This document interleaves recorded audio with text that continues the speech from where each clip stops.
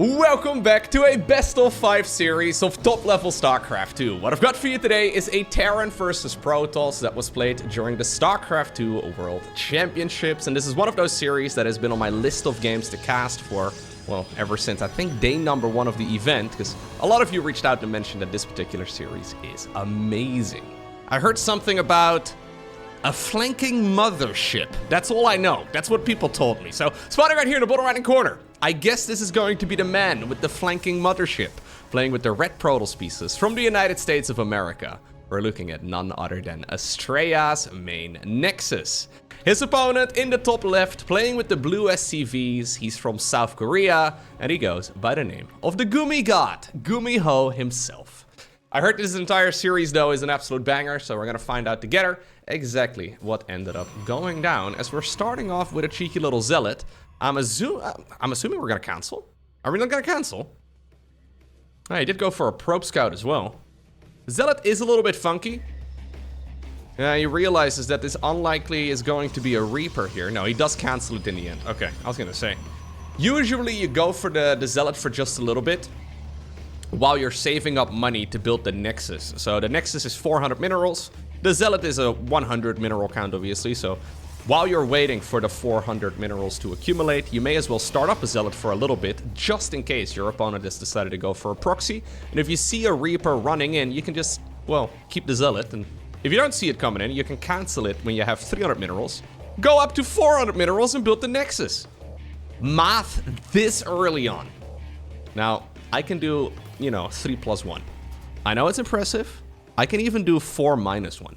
That's even more. I know. I've been playing this game for a long time, but I am certainly living dangerously today. It's gonna be a Twilight Council opener here for Astrea. We're gonna go for a command center on the other side of the map, starport on the back of this as well. A double gas start for GuMiho, which means that he can do a little bit of everything. And that, of course, makes it a bit tricky for Protoss. Generally speaking, it means that Terran is gonna be a lot more aggressive.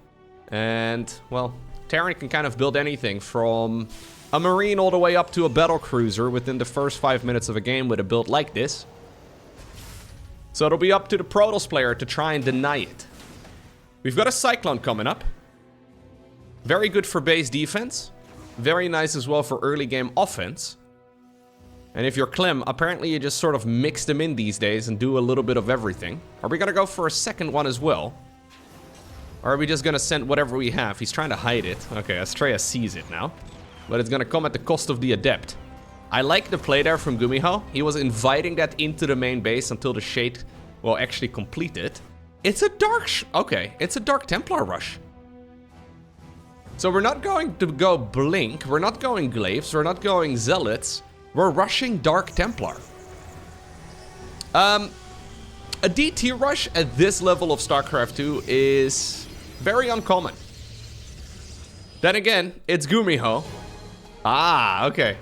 GuMiho is certainly known as a bit of a trickster, but he decides to go for a Raven very early on. This is super safe, and it's going to be exactly what he needs against those Dark Templar, because of course the Dark Templar are cloaked, but the Raven is a mobile detector.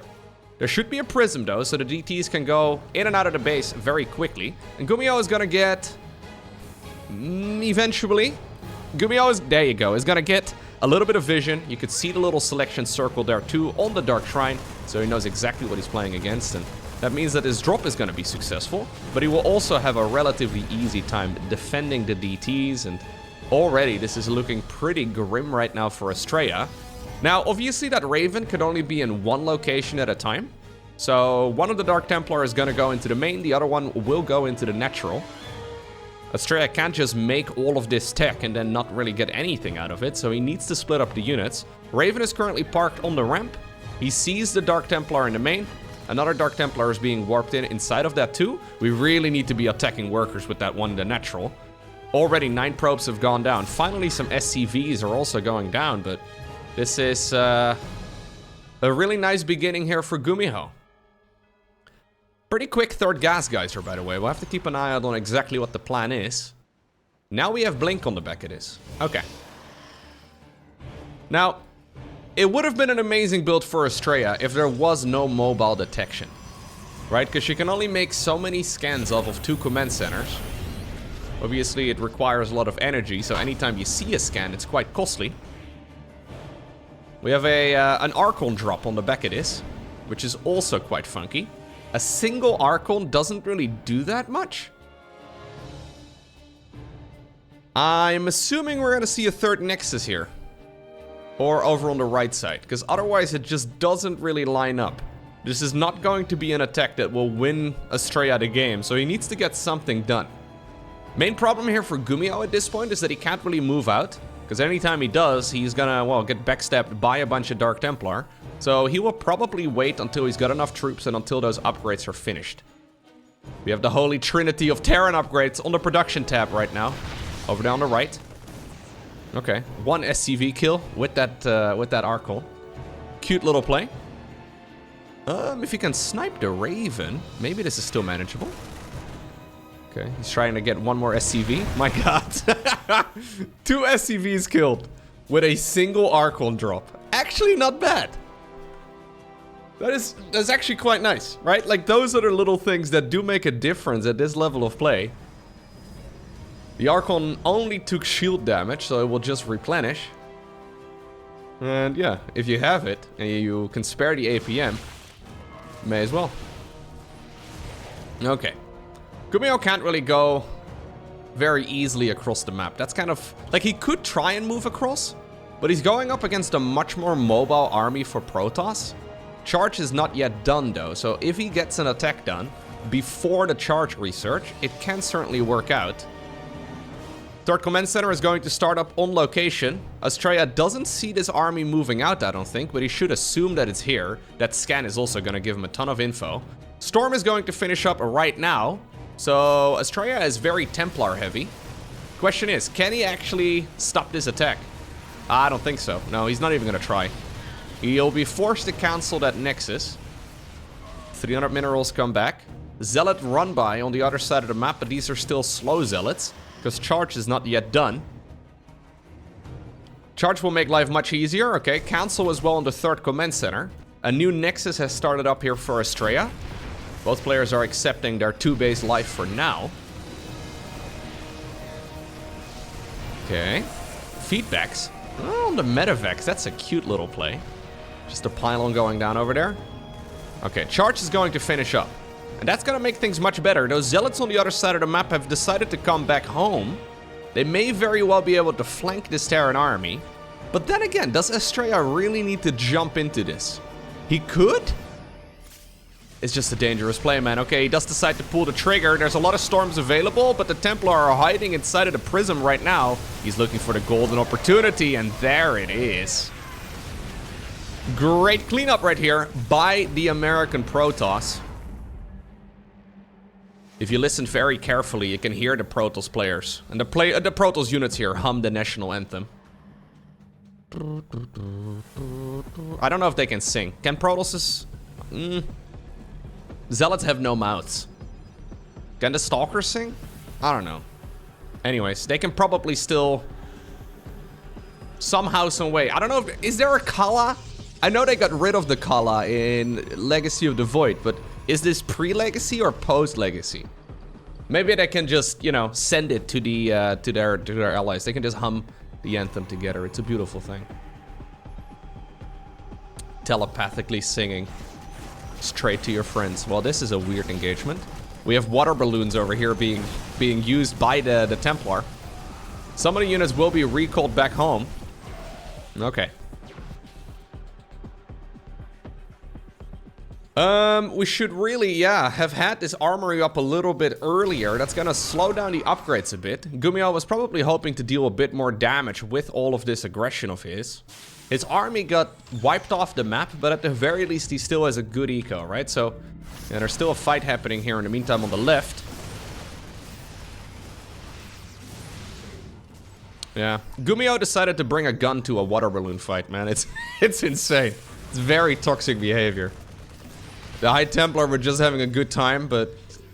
anyways, the hero Raven ultimately fell. We've got ourselves oh, this is also very painful here for Astrea. We've had decent trades. Now the flank is coming in once again.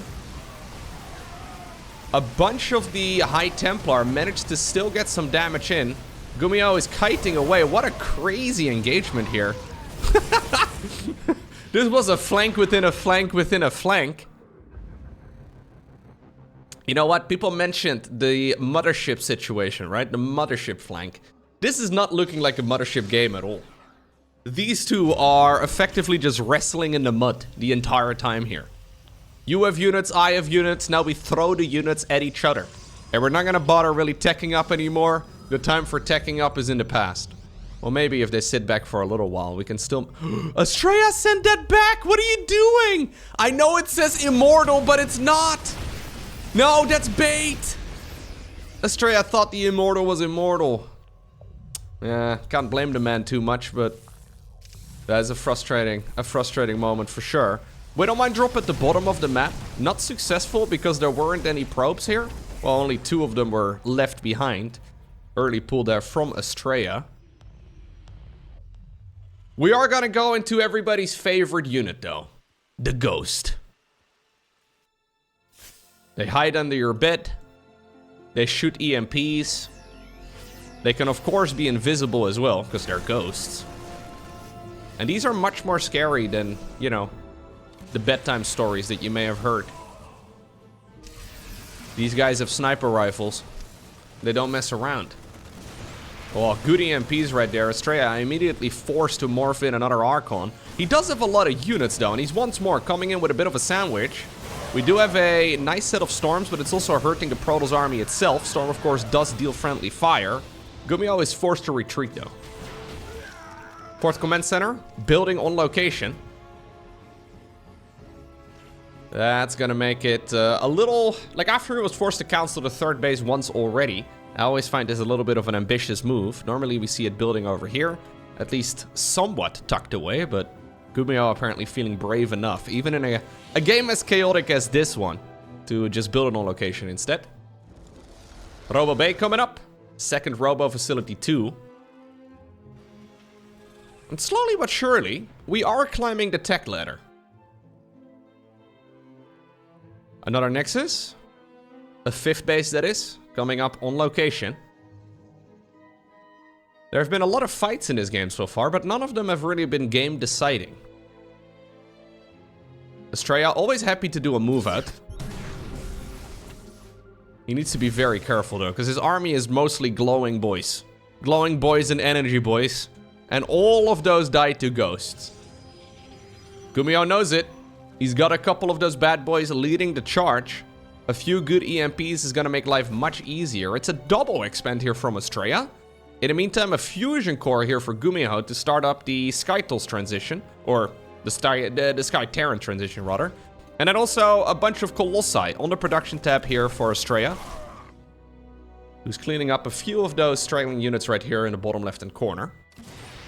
GuMiho is marching all of his troops around the map. It's good for scouting and good for Terran morale. Some nice AMPs. Okay, another Templar will indeed fall. Astrea is forced to give up this base. But this reminds me a little bit of what Zerg players like to do. He's double expanding. And sometimes that gives the opponent a bit of a false sense of progression, where they think, haha, I have sniped their new expansion. But Astrea actually has another base that did finish up. And I don't know, did GuMiho see that one? No, he does not actually have vision of it yet. Very curious first upgrade right now, coming out of the fusion core. He does have the advanced ballistics upgrade also queued up. But this is the energy improvement for the Medivacs. 2 additional starports coming up. Okay. +1 air weapons. Not bad at all. +3, +2. So this game kind of looked to me like one that was going to be over at about minute 7. Yet here we are. This is actually a game where we might see Astrea teching up to Skytals. Now he sees it, by the way. GuMiho now knows about this base. But it's already a little too late. There's nothing he can do about it anymore. The gateway explosion. Additional probes. The structure that was rushed out in the early game is now also gonna get its research. That's the Dark Templar Blink. Additional range for Liberators is starting up. And the big Sky Terran transition is underway.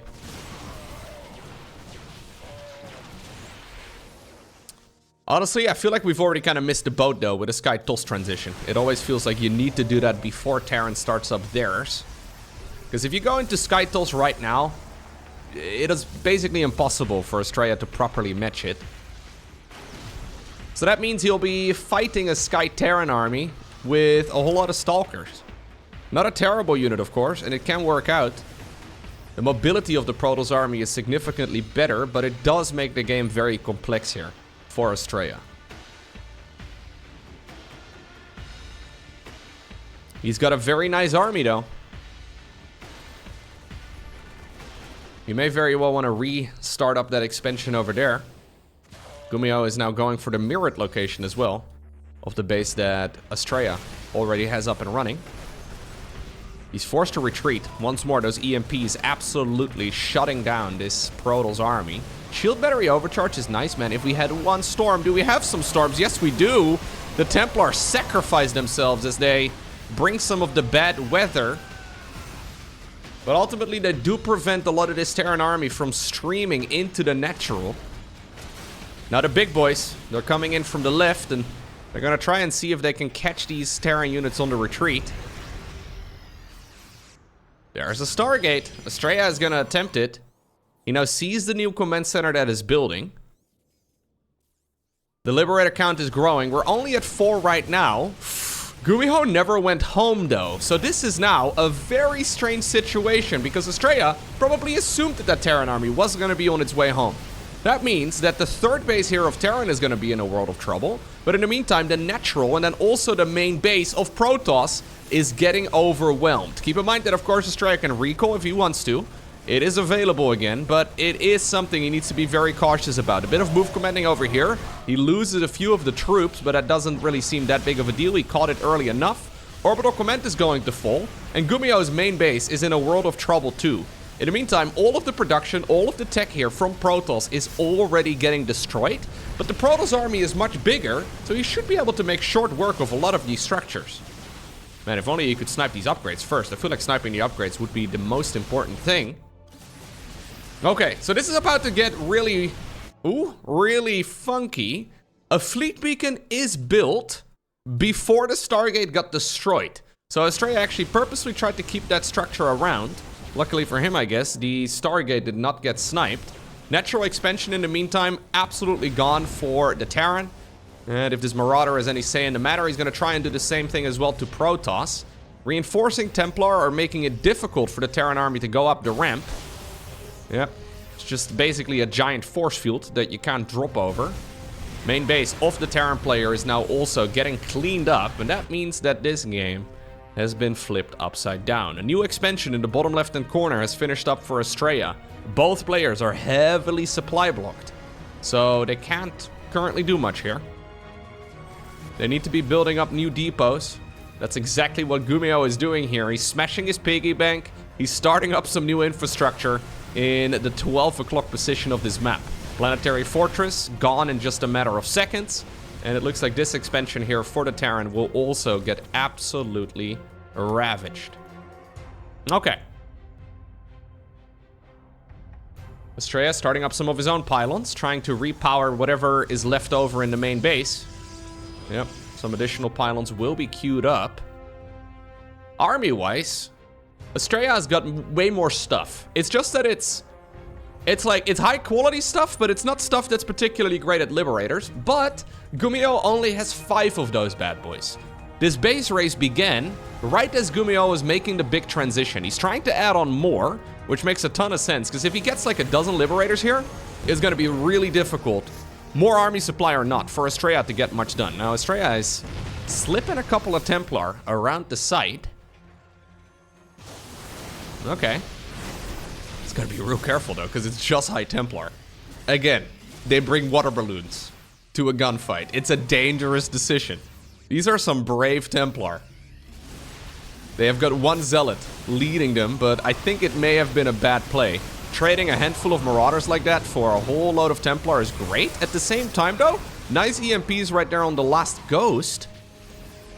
Liberator count is slowly growing. There's a Mothership coming up. We are actually getting a Mothership in this game. Huh. This is a banger of a game, number one, because this one is... I mean, it's great right now for Astrea, but what do you do against the Libs here? What do you do against those Liberators?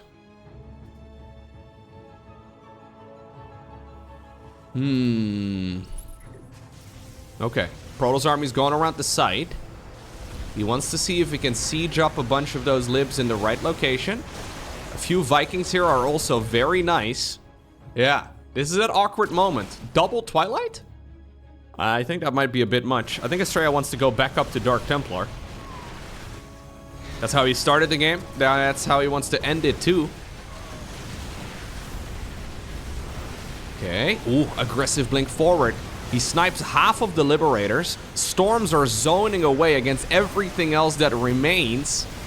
He indeed runs forward here, gets a lot of work done. The Mothership, in the meantime, is waiting off to the side.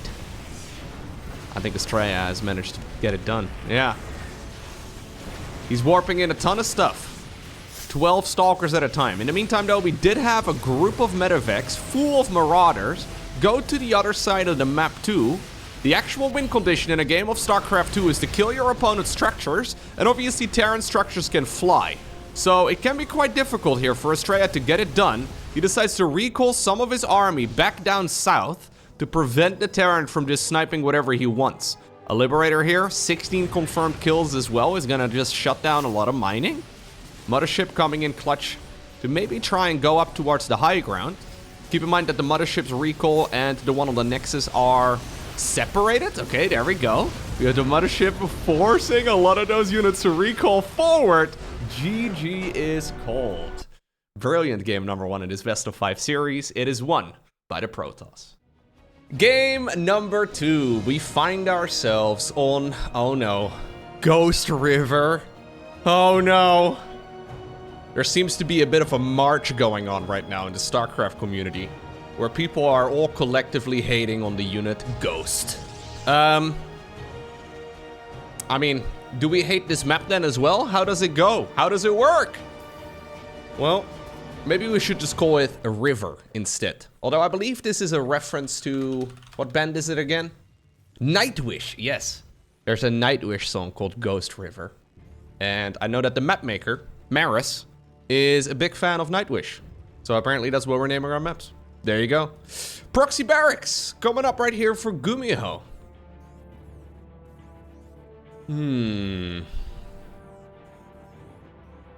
What are we...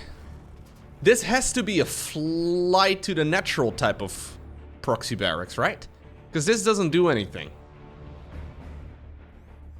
Like, you would, if you're gonna proxy a Reaper, it still has to go around. So even if Astrea checks this corner, which he didn't, I think he's gonna fly the barracks. That's the only thing that makes sense. Even that makes very little sense, but it's the only thing that makes a little tiny bit of sense. Yep, I think that's the plan. Protoss in the meantime opening up very normal. Yep, there we go. So this time around, it is indeed once more a Zealot. If Astrea sees this barracks, he's going to, well, obviously let it finish. And he sees it. Well, that's awkward. GuMiho is trying to be really sneaky here. This man thinks he's so clever. It's just within, yeah, vision range. I mean, it's gonna be a, oh, there's a factory now, proxy 2. GuMiho just put down a factory in the same location where that barracks previously lived. Maybe he put up like a foundation that's really strong or something, you know, so he like can just build straight on top of that once more. Twilight Council straight up. Yeah, Zealot waiting on the high ground, Stalker on the back of this. Astrea is just gonna welcome this Reaper with open arms. We're gonna proxy all the things. Yeah. The world is your oyster. The map is your main base. Don't worry about it, Gumi. Do whatever you like, buddy. Make yourself at home. We're gonna fly the barracks back. And in the meantime, Astrea is also treating the entire map as his main base, because he is starting up a bit of production on the other... We're doing another Dark Templar rush. Okay, back-to-back Dark Templar rushes here from Astrea, who's more than happy to fight GuMiho head-on. He knew that this was gonna be a tricky series, because it's up against GuMiho, and GuMiho always does this sort of stuff. Oh, he scouts. He's looking for it. Dude, GuMiho is so good at this game. Like, to actually do this in these sort of situations. Okay, yeah, he's gonna see it. Yeah, I think you have to cancel. At least the shrine, you can probably keep the gateway. Yeah. The only problem here for Astrea at this point is that he has no idea that the other structures here from GuMi were also proxied. So it's gonna be 2 cyclones inside of a plane. I think they can harass the mineral line. I don't think you want to go after the Nexus. I think you go for the mineral line. Yeah. Astrea doesn't see it. Building structures don't have nearly as much vision. So this is going to show up unscouted. He did keep the gateway on the other side of the map, but here are the 2 cyclones. I think cyclones are actually a little bit nicer here than Hellions, aren't they? I'm actually not sure. Maybe Hellions would have been better. Alright, well, good force fields. I really like that force field here. Forcing GuMiho to go around. Putting the force in force field. Currently, basically no mining though for Astrea. But then again, GuMiho also only has a single base. Gateway is gonna get, or sorry, the Robo facility is gonna get cancelled. Stalkers have made their way back home. Obviously, what, well, these Cyclones are much better at is than at least Hellions is fighting these Stalkers straight up. I think ultimately there should be enough firepower for Astrea to drive this back. And I think I like this position for him a little bit better. The only problem here for GuMiho is that he's on 1 base. Yeah, he's got another command center that just finished up, but he doesn't have a ton of income. Also, actually, all of his production is pretty much, well, everywhere. Don't know if it's a real issue, but it certainly does make things a little bit more complex. Astrea has been thinking as well, where did these units come from? If he gets a free siege tank, that would be massive. Doesn't get it though. Nice pickup control right there by GuMiho. Dropping off those Cyclones to make room for the tanks. That Protoss army is gonna have to run. Blink on the back of this for Astrea. GuMiho hopes that those Stalkers are gonna come back around. He sieges up the tanks for just a moment. 1 volley of shots against those guys would be amazing, but, well, not the case. I kinda like this position for GuMiho a bit better, actually. Even though it's all a little funky, ultimately, we have very... Yeah, no, this is definitely a better situation here for GuMiho. I was thinking this is quite nice for Astrea earlier, but GuMiho has managed to wriggle his way out of this very strange situation. He committed to a proxy. The proxy itself didn't really do that much work. But I mean, 7 probes is not bad, and it's not like this is really hurting him in any way. I guess he's not going to be able to, yeah, pump out 2 medevacs at a time here nearly as easily, but those attacks are still going to hit really hard. If he knocks down the rocks, he can just reinforce this like he normally would. Free snipe on a medevac though, that's good. Astrea will need to hold on. Now he's got Blink finishing up.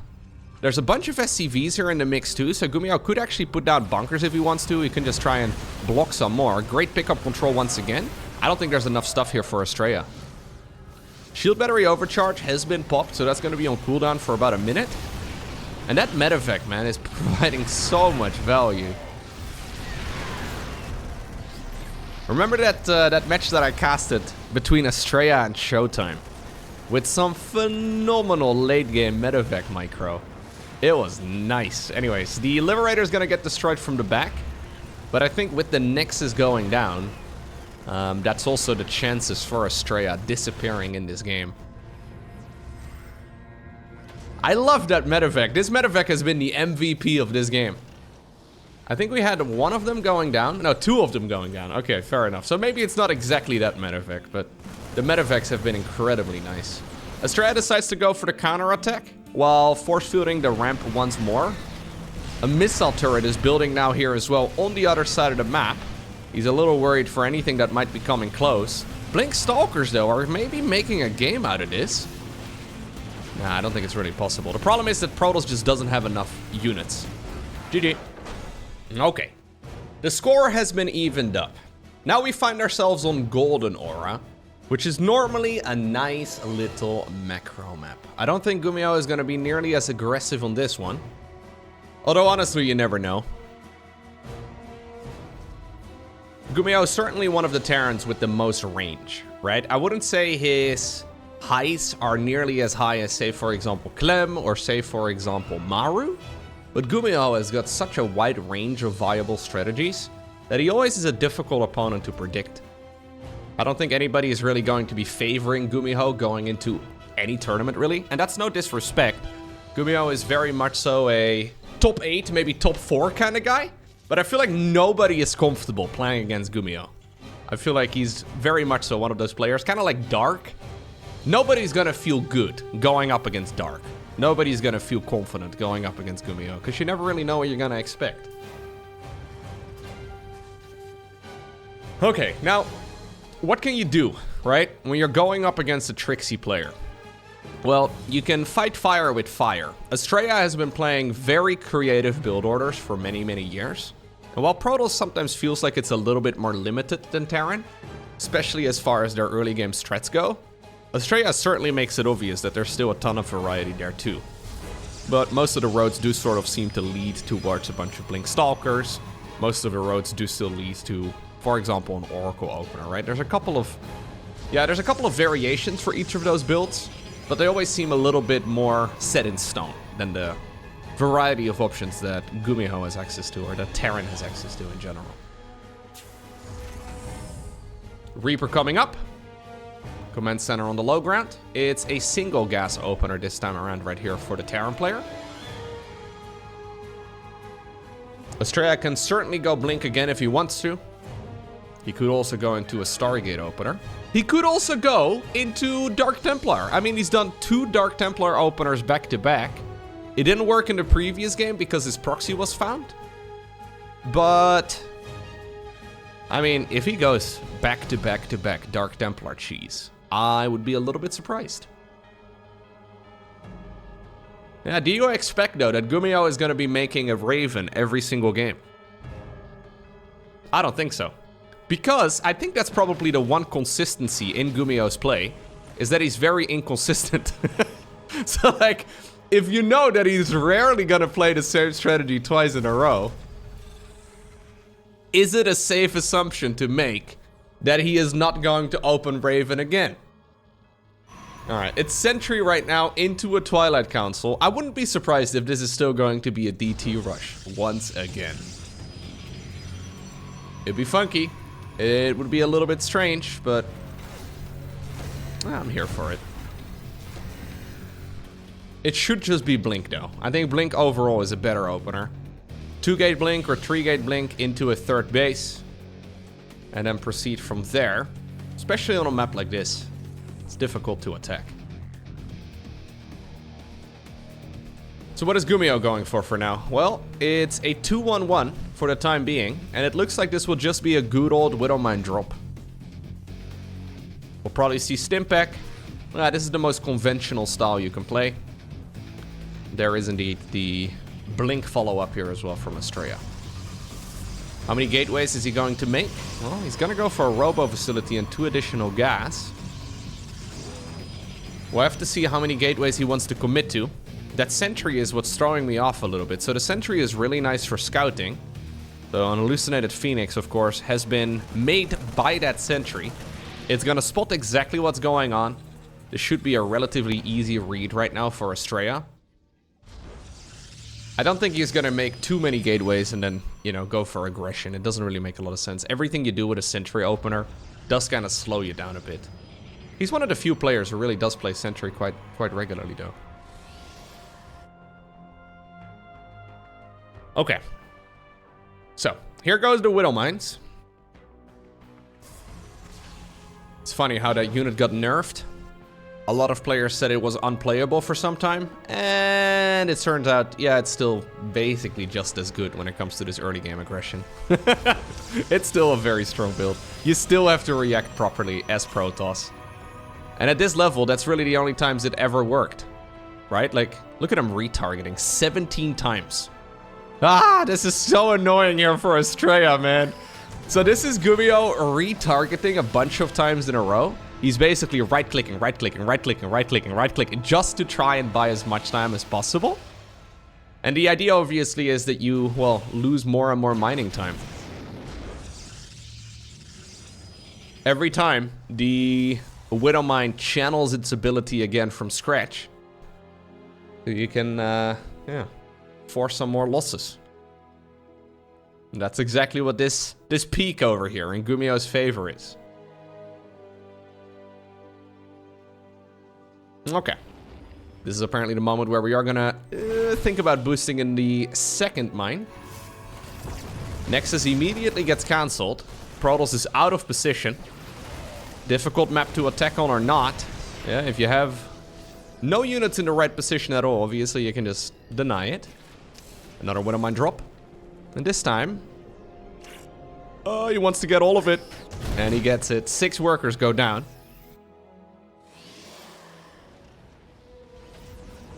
And this now suddenly puts GuMiho into a really powerful spot. Oh, he loses an Immortal? Oof.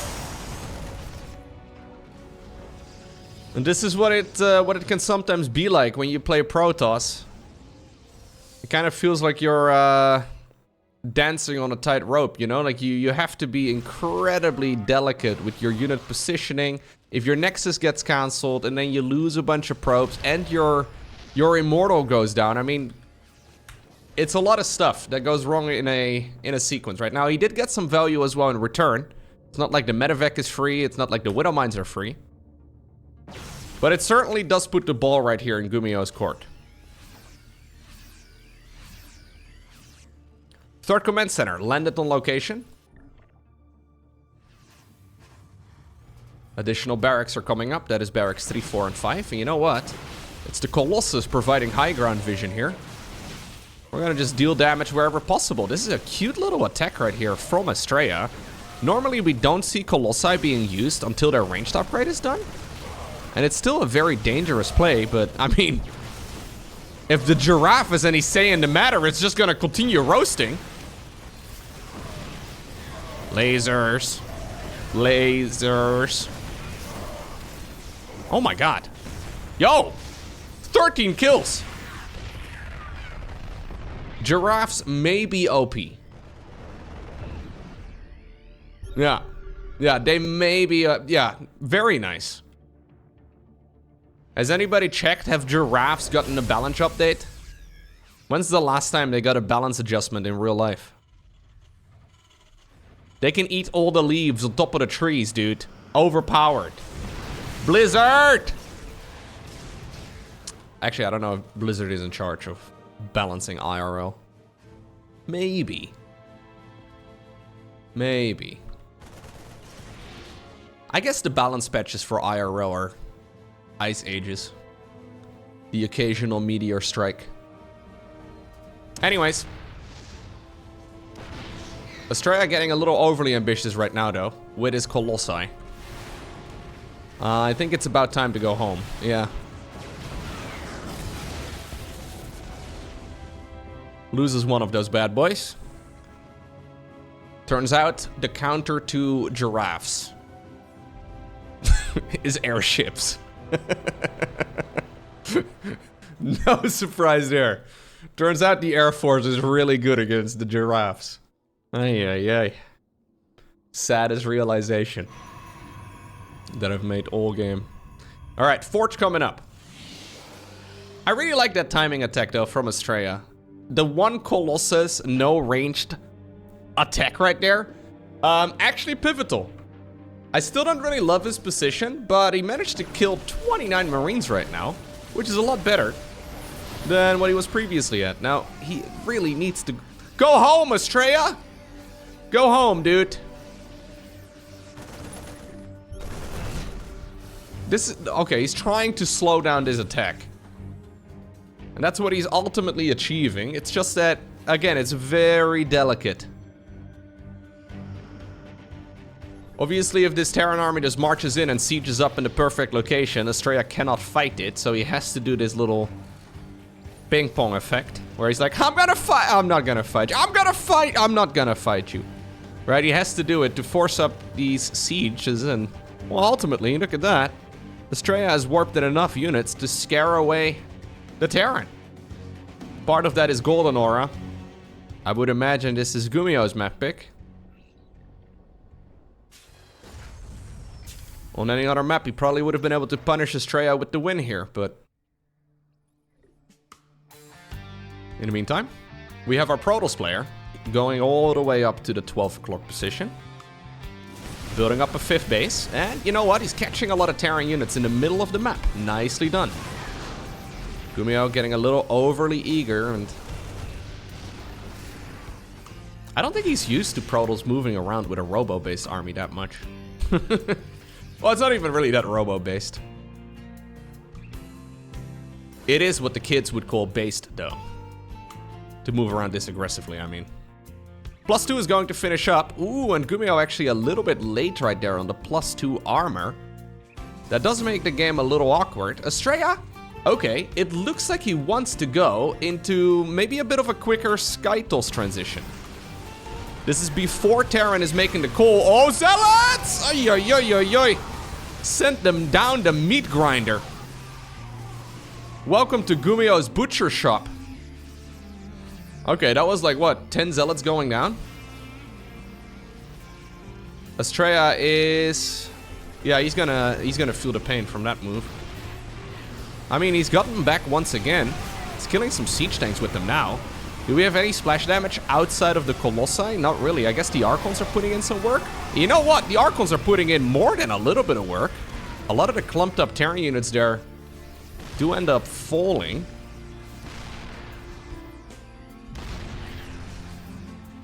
Okay.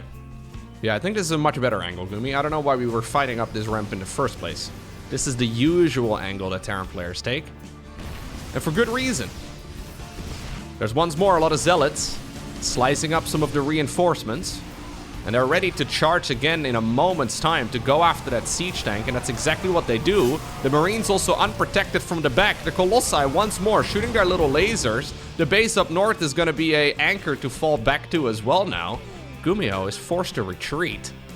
That must have been one of the worst fights you could have taken as GuMiho. There were like 4 bad engagements in a row. And Astrea needed that. Now, of course, GuMiho has been building up the Command Center count. He's going into the Ghost Academy now. He was trying to win the game without ghosts. Yeah, no, GuMiho. No, GuMiho is afraid the Ghost is gonna get nerfed. He's like, what if I win without... No, GuMiho. You actually... as good as the Ghost is, you also do kind of need them.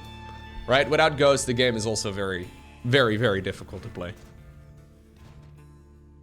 Okay, now with this Command Center transition, though, and with this late game push here from GuMiho, he is going to be sitting back. And that means that Astrea has some time. He's gonna go into the Storm. We already saw a Fleet Beacon, if I'm not mistaken. Yes, there it is. It was literally on my screen. Nice. Second Cyber Core is gonna go down. Another Stargate. Okay. Another 2 Stargates even.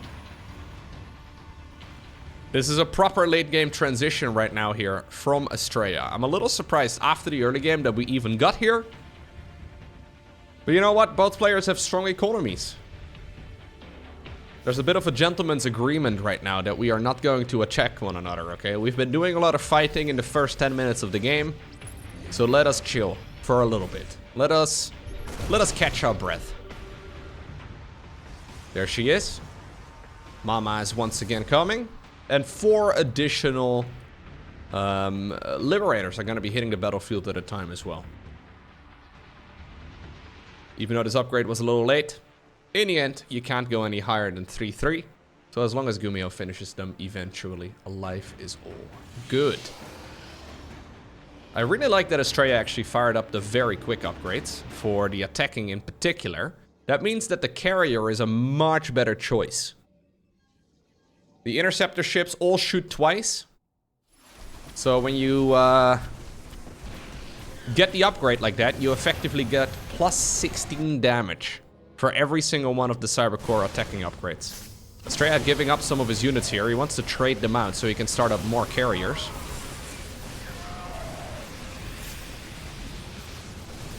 You don't really want to look at them pushing back that Archon. Come back, Grandpa. Come back home. Oh my god, it worked. No, Grandpa! Go back. Zealots as well on the other side in the meantime.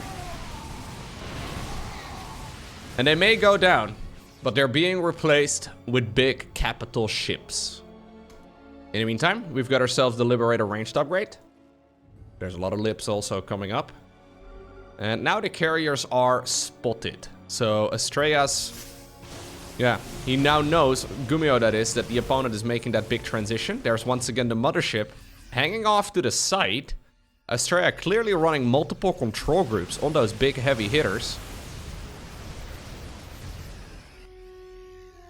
Ooh, some more storms over here. Could be juicy, but the libs are already in position. And that means that the High Templar can be nullified. Here's the Mothership. This is the Mothership flank, I would imagine. Sending in all of those units. The cloaking field has been activated too for all the units underneath. A massive time warp on the ramp.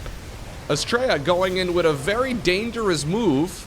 He's forcing the opponent here at the very least to take a fight that he would have rather not taken. Once again on this ramp. That ramp has been GuMiho's nemesis in this game so far. Stalkers that we're reinforcing from the north are blinking into all of the liberation zones. Yep. I mean, they're still dealing a lot of damage, but I think the leftover Protoss units are just barely good enough. Yep. Woo! What a play there. That actually reset everything. Both players effectively lost their entire army. A little bit of stuff still remained, but not much. Resources lost-wise, it's still in favor of GuMiho. But GuMiho, yeah, I mean, his economy is quite good. I mean, those mules are going to help out in that department for sure. But both players are going to need a little bit of time here to once more build up their armies. And I'm curious what happens when these mules start returning their cargo. Look at that. A very nice peak in favor of GuMiho. But Astrea has been leading the eco game for quite a while. Also, though, partially due to the fact that GuMiho was building up additional command centers. He wasn't really dropping that many mules. He could have been at a bigger economy if he wanted to, but he wanted to do some scanning instead. Okay. +3 coming up for the carriers. +2 armor as well. Mothership 2.0. Mama. Another mom. This is the stepmama ship, I guess, is what you could call it. Anyways. We have another armory coming up for GuMiho. So, are we gonna do a... I think he's just gonna double upgrade all of the flying units instead. Yeah, he knows that he's gonna need to fight this with a lot of Vikings. So he's building up the Viking count already. He's currently maxed though. I don't know if I like this maxed out army too much. It's very marine heavy. At this point in the game, 40-something Marines and only 3 of those ghosts? 8 Vikings? Anyways. Here's another recall. There's another time warp. Bada bing, bada boom. I love this Mothership movement, but the problem is that there's also a very large Terran army up north. Recall is available, and I think he's gonna have to recall some of these units if he wants to deal with that push. Or he can just continue fighting. It looks like once more, we are racing bases. 12 o'clock position is gonna get destroyed. 6 o'clock position, already forced to evacuate.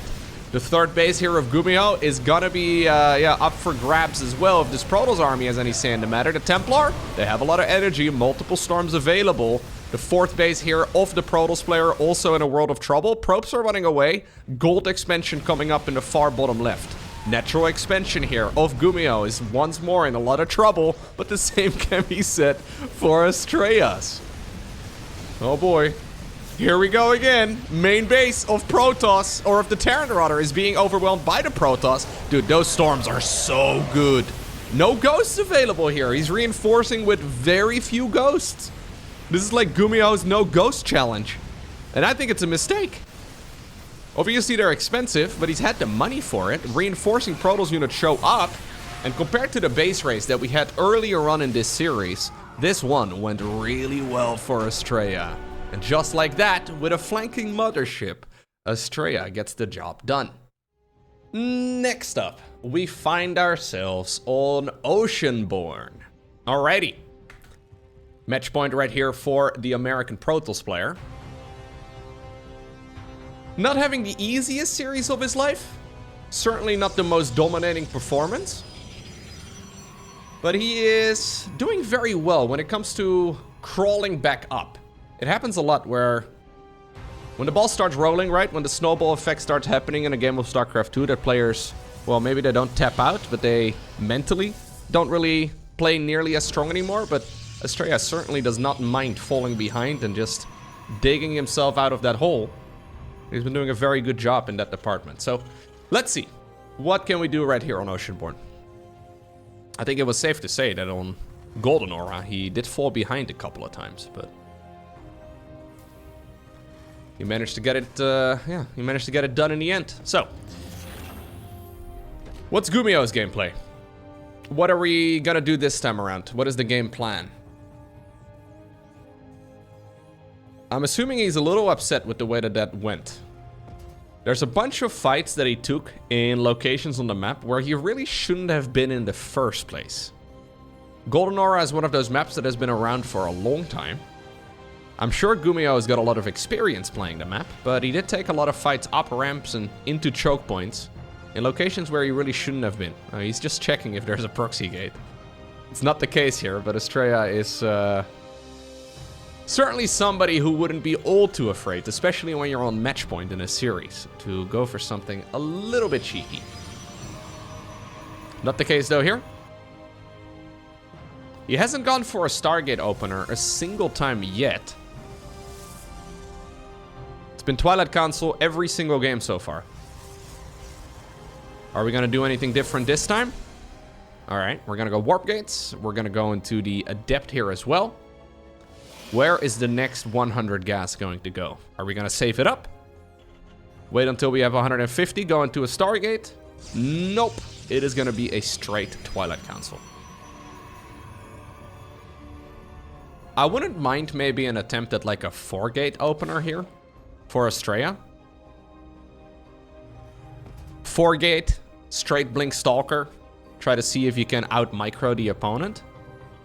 It is a build that Protoss players have had a lot of success with in the past, but Terrans have gotten very good at defending that sort of shenanigans. Then again, it's also a build that Protoss doesn't really play that much anymore these days.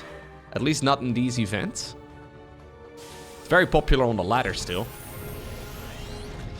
GuMiho obviously quite creative with his early game decision making, right? And he does put up a lot of structures and a lot of units all around the map. A 4-gate blink can certainly catch that off guard. It's once again gonna be Cyclones. Yep.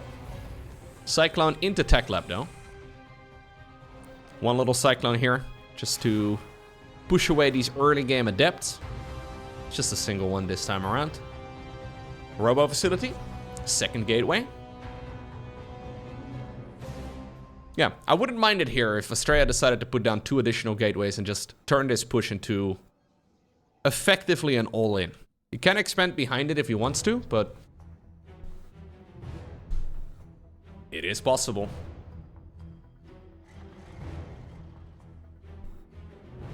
Okay. Quick siege tank here for Gumi. Where's that medevac? I found it. 7 Marines have been loaded into the medevac. He's going around the map, but he's a little cautious. Only a double gateway, by the way, here for Astrea. Once again, a safety shield battery too. I find the double gateway and the shield battery always a bit funny. It's a robo bay. Okay. I find it a little funny because, like, technically it's real safe, but then at the same time you have very little unit production. So it's not that safe. Okay. Good scout right here by GuMiho. He will see indeed that his opponent is gonna go for a robo transition, and is there enough available right now? I wonder if he should go into an Immortal instead. Blink is going to finish up momentarily. There is indeed an Immortal now queued up. One of the gateways, of course, very exposed because it's part of the wall off. This is about 50% of the production, though, that Astrea has, so he cannot really afford losing it. GuMiho is very committed with this attack. Shield battery overcharge, obviously amazing. Nice blink control. Astrea losing nothing so far. He does have a Robo Bay. Oh, aggressive blink forward. Can he get the tank? He can get the tank. There's the Immortal popping out. Marines, though, still dealing a lot of damage. Secondary shield battery just finished up. Another siege tank, though, also joining in the fray. He wants to move that Immortal in. The Immortal does get the final hit. It ultimately falls. A new Immortal. Okay, cancelled. Immediately goes into a Colossus instead. No more energy right here. And everything here is powered rather by a single pylon. I think targeting the pylon is a great idea. Not a ton of firepower remains right here for the GuMiho, but he does shut this down. And that is going to make everything a lot more complex. New gateways are building inside of the main base. The probes are in a world of trouble. Oh my god, is Astrea going to lose this because he did not repower one of his big Oh my god, GG. Just one more pylon, man. He's got the minerals. And that means that it all comes down to this.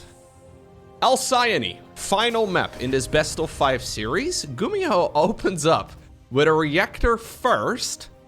No scouting. No vision on the map at all. He goes straight into double Reaper production. Now that is a little bit funky.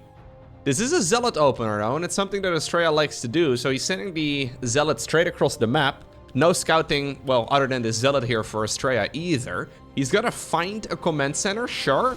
But he's also gonna find 2 jetpack raiders. Yeah, the Zealot is dead. Sorry, buddy. I don't know if he realizes it yet.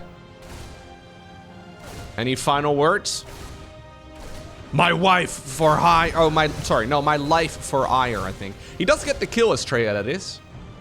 On the command center. So that's nice. Or not the command center, the SCV that was building the command center. If he would have gotten the kill on the command center, that would have been massive. Anyways, it's gonna be a blink opener here once again for the American Protoss.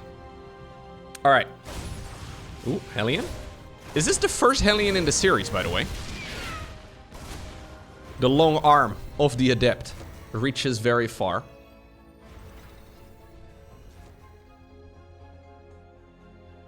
We're losing one of each so far in this series, or in this game at least. Okay. There's a lot of Reapers around. He's gonna try and see if he can get a... Ooh, we're gonna do some double-pronged aggression? I quite like the idea. That one shield battery in the natural is defending against a lot of the aggression. 3 probes so far going down, but it's gonna come at the cost as well of quite a few... Yeah, quite a few of the Terran units. Reapers will be able to slip away again through the top section right there, and only 3 probes in the end. I think it's okay. I think it's very okay here for Astrea. GuMiho is forced to go into some quick siege tanks. He knows that there's a chance that there will, of course, be blink stalkers all over the map. He's seen a lot of stalkers. He hasn't seen a single Stargate opener, and in general, it doesn't seem like a very... Ooh. Alright. Oh, that's quite nice, actually. He hasn't seen a single Stargate opener in this series, and getting a Stalker kill there with a bunch of Reapers is probably the best case scenario. Those units do fall off pretty quick. Ooh. Are we ending this series in the same way that we started it? Another Dark Shrine, early on in the game. Not quite as early as in game number 1. This is now a follow-up from the Blink upgrade. I don't think he can really do that much though with Blink. A couple probes here, by the way, going down to the lib. He's gonna try and see, Astrea that is, if he can go around the site. GuMiho's siege tanks. There's one of them over here. There's another one in the main. He should be okay. Nicely defended here by GuMiho. But he is losing a few of his SCVs. 4 of them go down. Okay, Reapers go into the main base, but 3 of the Stalkers get warped in immediately. This is slowing down the Nexus a little bit, though, from Astrea, who was all the way up to like 700 minerals there before he planted down that base. He's saving up some money. Did the Dark Templar see that...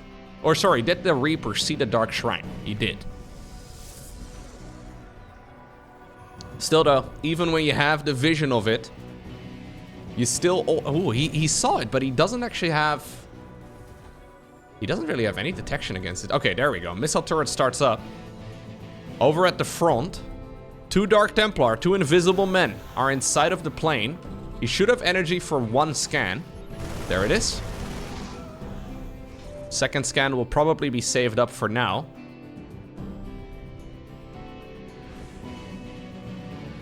Yeah, it's funny how Dark Templar rushes have changed so much over the years. It used to be, haha, you have no detection, so you lose the game, right? That's what it used to be. And it still is on the lower ends of the StarCraft 2 ladder. In 2024, yeah, you see 3 worker kills and you're like, ooh, very nice. Dark Templar really putting in the work, man. Getting 5 SCVs? Dang, that's real nice. Astrea's rushing out. The Shadow Stride ability too.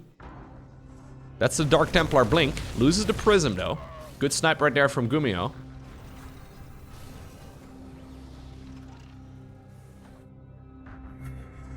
There's still some DTs around. DTs and Zealots after opening up Blink Stalker. The Gateway explosion is going to finish up inside of the main base. And an Immortal is fired up too. Some very creative unit compositions right here coming out of Astrea. There can't be a lot of scans available. Yeah. I don't know if there's any energy right now. There's one. Zealots don't have charge yet, but they still manage to get on top of all of these units. I think this is a really nice fight for Astrea. If you can kill that last siege tank, yeah, there's one more that just drove in. I think you just warp in more Dark Templar, no? Yeah, just warp in more Dark Templar. He's got the Shadow Stride ability just about to finish up. Okay. Ooh. Why do we not warp in more DTs? What am I missing? Why is there an Immortal in the middle of the map? It's still not Immortal, Astrea. We found that out previously, dude. Okay, now there's energy again for another scan. I think sending in one Dark Templar at a time is a brilliant idea here. If there's no mobile detection, every scan is already going to pay for that Dark Templar. So any unit kill you get is a bonus. Okay, now charge is finished though. Astrea splitting up a lot of his units, forcing those siege tanks to deal less splash damage. Zealots are charging away at all of those Marines, and GuMiho is forced to back up and get on out of here. This was effectively a 2-base play from Gumi, so he only just now started up a 3rd command center. And obviously Astrea's base, maybe he took a bunch of damage, maybe he lost a bunch of probes, but it's been up and going for a long, long while. Plus, a lot of those scans mean that there's less mules around the map, right? So Astrea should find himself with an income advantage here for the foreseeable future. Not a massive one. What? Sorry, what just happened? Did we just have like an execution on the side of... Jimmy! It's just a Marauder that needs glasses. Marauder man, you were tasked with killing the unbuildable plates. To be fair, he's building, or he's wearing a really big and chunky spacesuit. Sometimes I guess the visor gets foggy. Accidentally, you know, shoot your friend. Yeah, it's sad. All right. Another Nexus building over here on the left side of the map, right next to the rich Vespian geyser. And there's the Colossus. Do we have a armory yet? I would love to see an armory here, Gumi. They made the structure a little bit cheaper just for you. Yeah, and it starts up again, and this is not the first time in the series. It starts up again as he tries to start up +2. So he realizes, oh, my +1 is done. I am gonna go ahead and I can't. Little bit unfortunate. Another Dark Templar ready to sacrifice its life. Bringing all of those SCVs to low HP and killing very few of them. There's also some aggression though in the main base. Prism dropped off that Dark Templar. Did not quite pick him up again, but ultimately the Zealots also fall. This is mostly just Astrea trying to rub a little bit of salt in the wound. We have a second robo facility finishing up. Rich Vespian Geyser is gonna return a lot of gas very, very rapidly. But it also runs out very quickly. Protoss is just gonna check whether or not there's any more bases on this side of the map, and for now, nothing there has been planted. Okay, so where do we take this now? Where do we go from here? Well, of course, Astrea has units, so he puts them in the middle of the map. The best base defense is to be on the offense, right? That seems to be the nature of this matchup. It is interesting, though, because a lot of the Protoss players at the highest level like to sit back. Astrea is very much so always in the opponent's face, just trying to be as annoying as possible.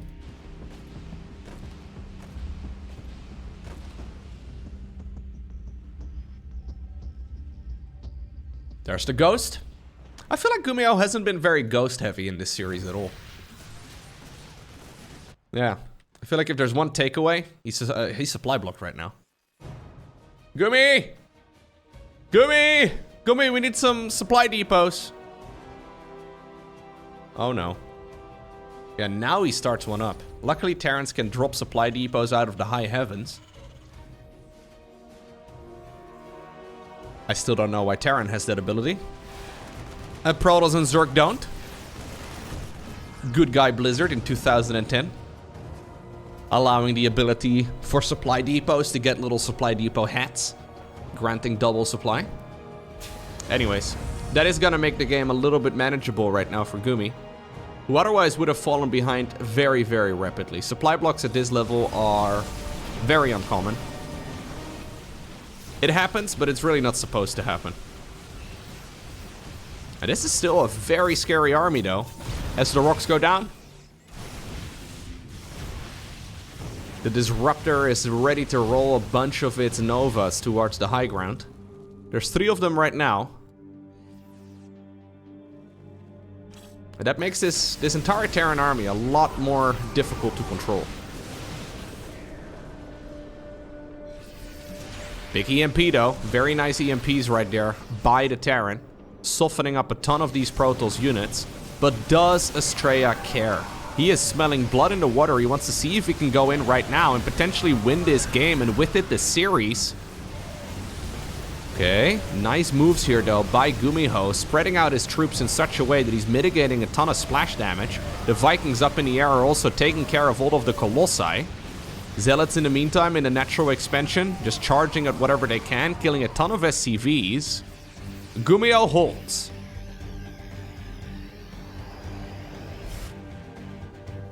+3/+1. Coming up for Astrea.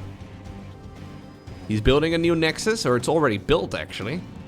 5 base Protoss versus 3 base Terran. 4th Command Center though is gonna be ready to move on over.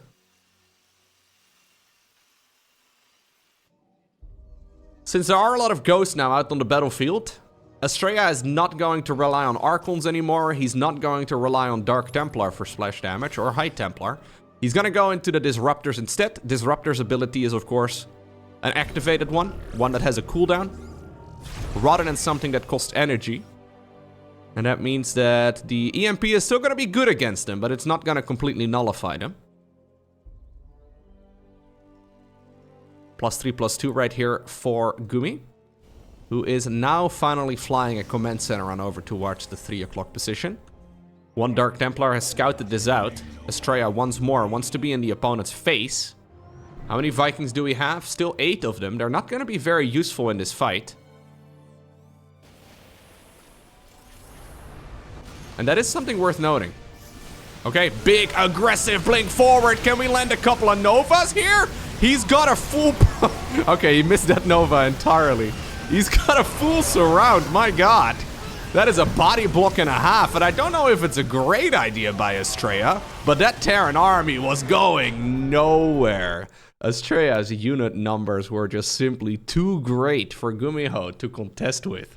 He just fully surrounded that army just by blinking and jumping on top of it with all of the zealots and the stalkers. Great series. It's Astrea who wins the match 3-2.